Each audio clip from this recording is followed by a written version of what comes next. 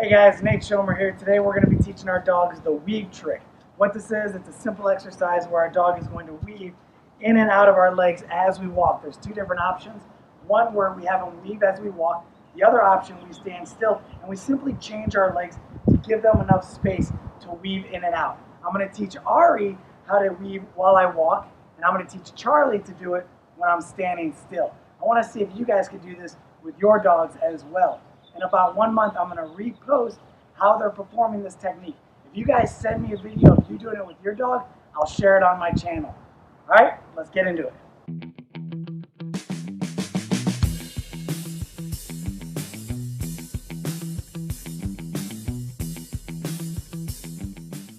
All right, like I said, we're going to be teaching our dogs the weave trick. So I'm going to start with Ari. Now, with all my videos, it's created to be followed step by step in the series.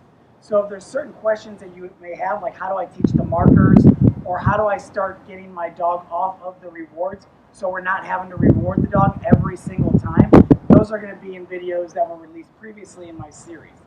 However, when we are doing this, anytime I'm teaching a dog a new command, I start with what's known as continual reinforcement, meaning every single time the dog performs a behavior, I reward them.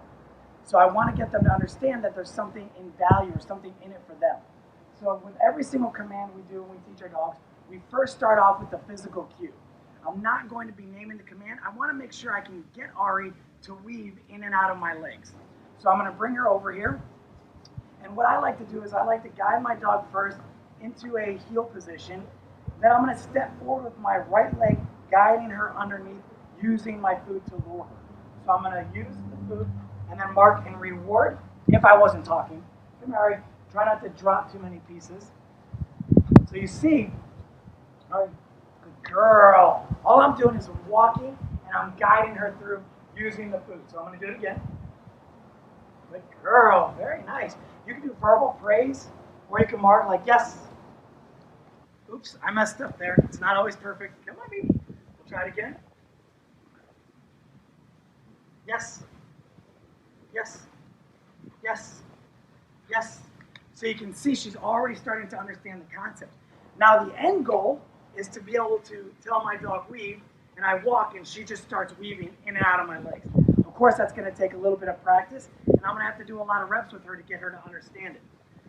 But once your dog starts to understand that physical cue, we can start to name it. So just like everything else, I want to say the verbal before the physical. So I'm going to tell her weave, then I'm going to show her the cue. Weave, cue, weave, cue, weave, cue. Or we could just say one weave in the very beginning and have our dog follow us through the entire pattern.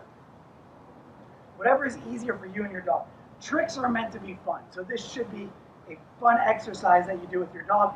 Also something really cute and nice to show your friends or show off to your friends. Weave, then we do the cue, weave, cue, weave, cue, weave, cue, weave, cue. Okay? So this is going to be the first step in teaching your dog this weave exercise. Like I said, it's really simple. As she gets better with it, my physical cue of guiding her with my hand is going to become less and less.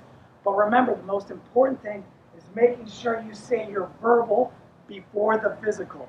Because if the verbal is paired with the physical will override the verbal and become the only cue for the behavior. So if you want your dog to know that verbal command, make sure you say the verbal command before you start to show the dog the physical cue. So let's now bring out Charlie and get him to do the weave when I stay stationary. Again, now we have Charlie. Make sure your dogs are conditioned to the markers. If your dogs are not conditioned to the markers yet, check out this video. It'll show you exactly what you need to do in order to get them conditioned to the markers.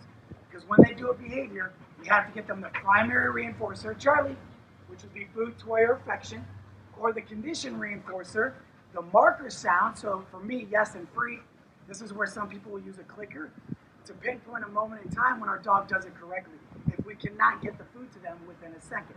So that kind of helps us out. So if I told Charlie right here, Charlie, sit, yes. So the moment, oh, he jumped up, cheater.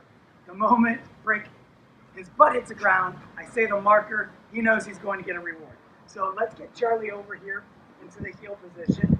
And again, I'm going to guide him through. and I just want him to be able, now you can see I'm taking steps with my leg right now. That's one of the first steps. I'm going to have to give him some space, and it's going to help me guide him around and back. I'm trying to get him used to the motion of going in and out of my legs as I'm standing still. So just like when we were training Ari, we want to say weave, then we guide, weave, guide, weave, guide, weave, guide. We're going to keep doing that. I want him to get so comfortable with understanding that concept of going in and out of my legs in a figure eight. With Ari, it was a little different because we were walking.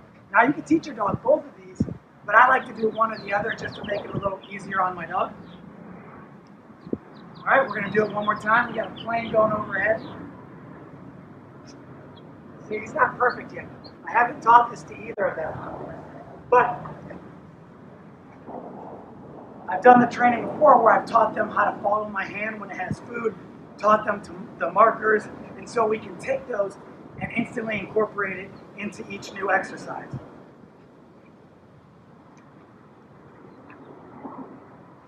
Yes, yes, yes, yes. Good boy, buddy. Bring him back over. Yes, yes, yes, yes. Good job. Okay, so that's going to be the first step in teaching our dog the weave. Make sure your dog's conditioned to that marker. Make sure that your dog understands the concept of luring and power steering. Again, you can check that out in this video. And then you also want to make sure that when you're doing this, you make it as fun as possible. Tricks are supposed to be fun. It's a good way to throw that into the more formal obedience, just to kind of loosen it up and make your dogs enjoy it. The more they enjoy it, the better they're going to be at it, the faster they're going to learn, and the more fun you're going to have with your dog. I hope you guys enjoyed today's video. Please leave a comment below, and if you can, don't forget to subscribe, hit that notification bell, and I'll see you on the next video.